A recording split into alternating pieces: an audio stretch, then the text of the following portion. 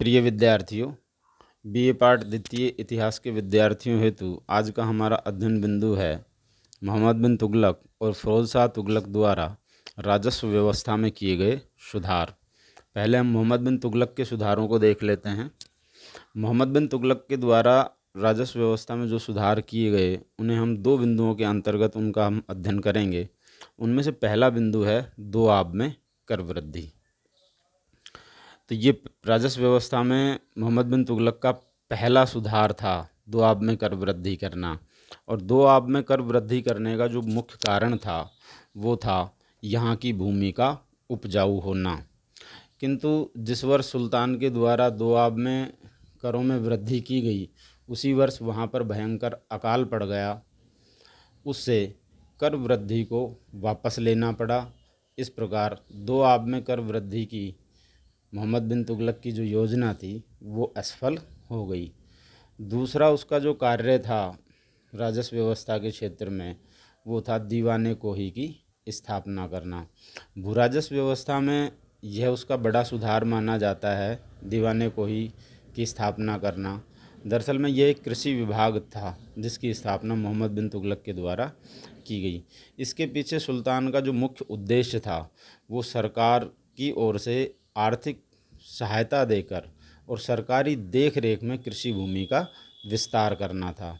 इस योजना के अंतर्गत सरकार द्वारा दिल्ली के आसपास का 60 वर्ग मील का एक ऐसा प्रदेश चुना गया जो बंजर पड़ा हुआ था, किंतु सुल्तान द्वारा व्यक्तिगत रूप से ध्यान न देने के कारण एवं इस कार्य में राजस्व अधिकारियों तथा किसानों के द्वारा सहयोग न करने के कारण सुल्तान की यह महत्वपूर्ण योजना भी असफल हो गई।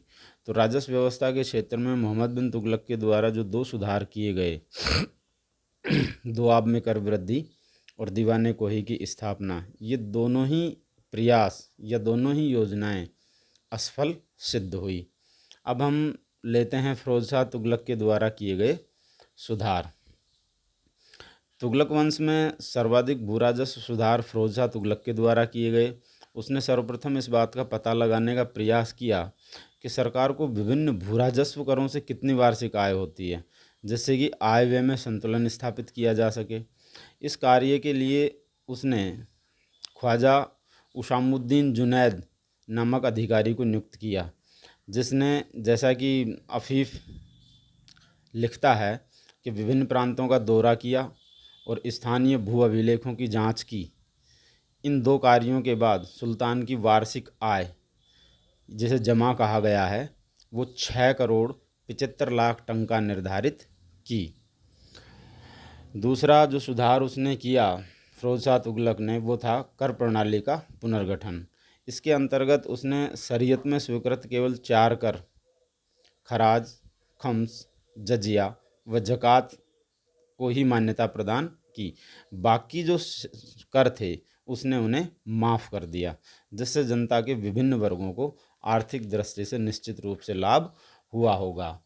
फिरोज शाह तुगलक के द्वारा राजस्व व्यवस्था में जो अगला सुधार किया गया वो था कि फिरोज शाह तुगलक के द्वारा सिंचाई के उद्देश्य से अनेक नहरों का निर्माण करवाया गया, जिसका विस्तृत विवरण हमें सरहिंदी की पुस्तक तारीख़ मुबारक शाही से प्राप्त होता है।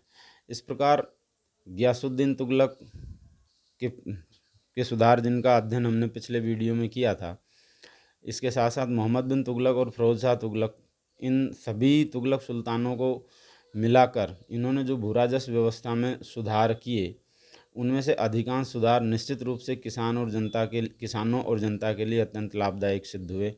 और न केवल कृषि भूमि का विस्तार हुआ बल्कि विशेष रूप से फिरोज शाह तुगलक के समय में उत्पादन में भी अत्यधिक वृद्धि हुई, जिसके फलस्वरूप अनाज के भाव काफ़ी घट गए और किसानों की आर्थिक दशा में काफ़ी हद तक सुधार हुआ। धन्यवाद।